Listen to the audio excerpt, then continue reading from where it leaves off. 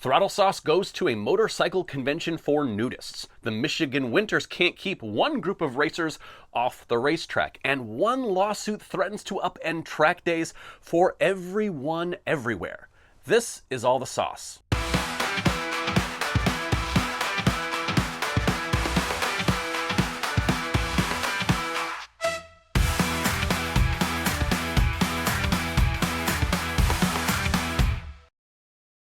Welcome back to All the Sauce, where we read the news so you can simply watch it.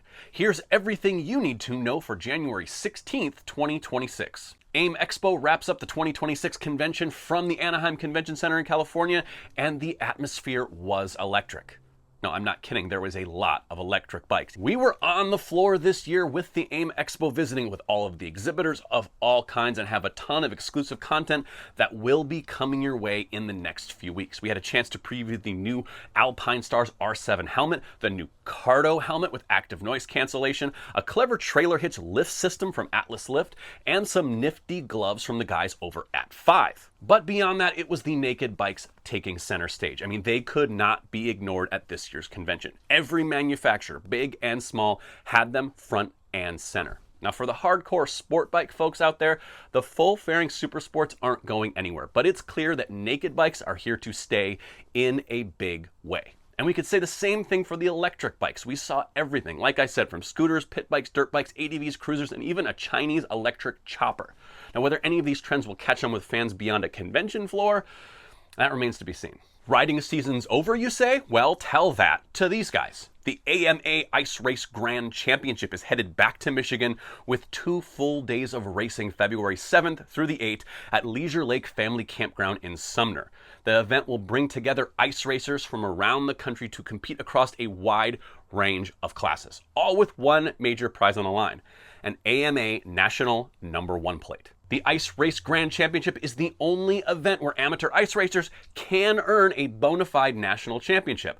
So if you're into ice racing, this is where you gotta be. Now, in addition to the number 1 plates, competitors will also be battling for AMA Ice Racer of the Year, Vet Senior Ice Racer of the Year, and AMA Youth Racer of the Year honors. Hosted by Team CDI Racing, a chartered AMA and AMA District 14 club, the championship will feature a broad mix of classes and tire configurations, including quad studded, quad rubber, motorcycle studded, motorcycle rubber, and sidecar rubber. CRA is continuing its Midwest expansion with an addition of a new round at Black Hawk Farms Raceway for the 2026 season. After successfully adding Motorsport Park Hastings to the schedule in 2025, CRA will head to the freshly repaved South Beloit, Illinois circuit as a part of the growing Midwest-focused club racing calendar. The move gives CRA a 6th round in 2026 and introduces the series to a new track and racing community. CRA will also partner with Motovid.com to host a test and tune day and new racer school at Blackhawk Farms on the Friday before the race weekend. The test and tune is open to licensed racers preparing for the event, as well as new riders looking to earn a CRA competition license. Series officials say the schedule reflects a continued push to build accessible, competitive road racing opportunities in the upper Midwest. As a part of that effort, CRA will once again offer free reciprocal race licenses for up to 3 rounds in 2026, making it easier for other riders from other organizations to sample the series. Moto America racer Rocco Landers is dealing with an unexpected off-track challenge after being named in a civil lawsuit stemming from a 2024 supermoto riding accident at Adams Kart Track in Riverside, California. The lawsuit follows a collision between Landers and Rivian mechanical engineer Greg Dockner during a closed-course riding session. Both riders had signed liability waivers prior to entering the track, a standard requirement for track days and racing activities all over the United States. Despite that, Dockner later filed the suit alleging injuries from that incident. Landers' attorney Alessandro Alex Assanti stated that this was typical on-track incident between riders who accepted the risks of riding in a closed environment. A former motorcycle road racer himself, Assanti went on to say, if waivers don't hold up between participants, it could change the landscape of track riding and racing forever. Liability waivers are a cornerstone of motorcycle racing and track day operations, allowing facilities to secure insurance and continue operating. Now, many in the racing community will be watching this case very closely, particularly because California's influence on civil litigation trends nationwide. 2025 MotoGP Rookie of the Year Furman Aldeguer is on the mend after suffering a heavy crash during a private training session that left him with a fractured femur. The 20-year-old Spaniard went down while riding at the Aspar circuit in Valencia and was then transported to Barcelona, where he underwent surgery on his left leg. Gresini Racing later confirmed the operation was successful. Aldeguer remains positive following the procedure, thanking fans and team members for their support. While there's no official timeline for his return, a broken femur typically requires a lengthy recovery, putting his winter testing program and early season availability in question. Those close to the team say that the focus is now entirely on rehabilitation rather than rushing a comeback. Training accidents are an unfortunate reality of MotoGP riders, as we saw Jorge Martin, Luca Marini, and Marco Bezzecchi battle back from training accidents over the past couple seasons. Aldeguer's crash is a reminder that risks don't stop when the Grand Prix bikes are parked in the garage. The FIM has officially opened applications for the 2026 Moto Mini World Series, the global grassroots motorcycle racing program designed to standardize and grow small bike competition under the Road to MotoGP umbrella.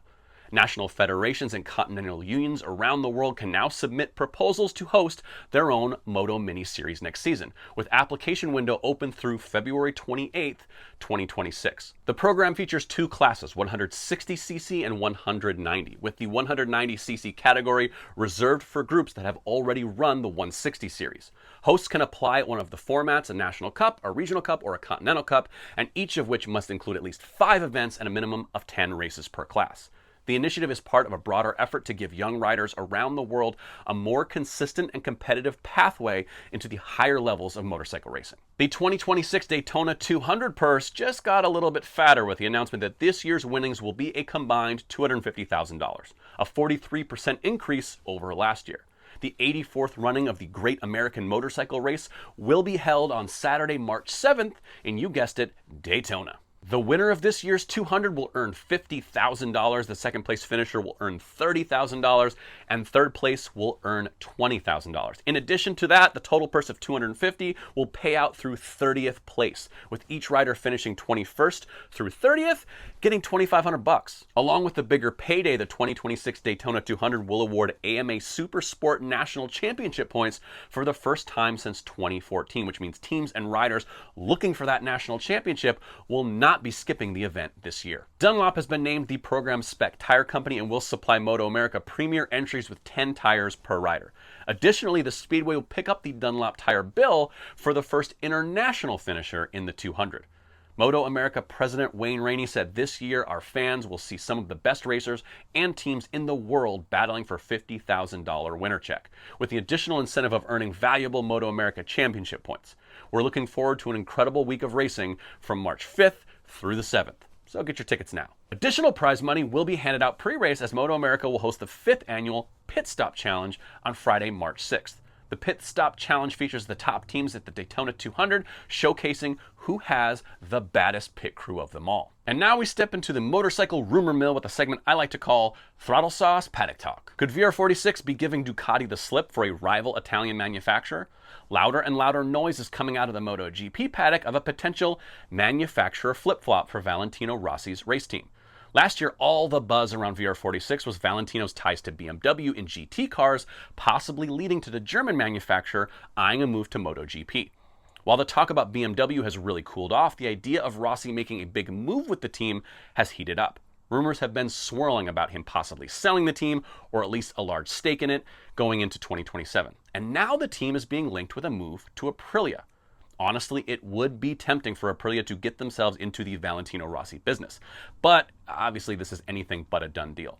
But the rumors are interesting, especially as Rossi's former rival and Aprilia brand ambassador Max Biaggi came out this week and threw a little shade Ducati's way by calling Aprilia the only true Italian brand in MotoGP, since the Bologna boys are actually owned by Audi.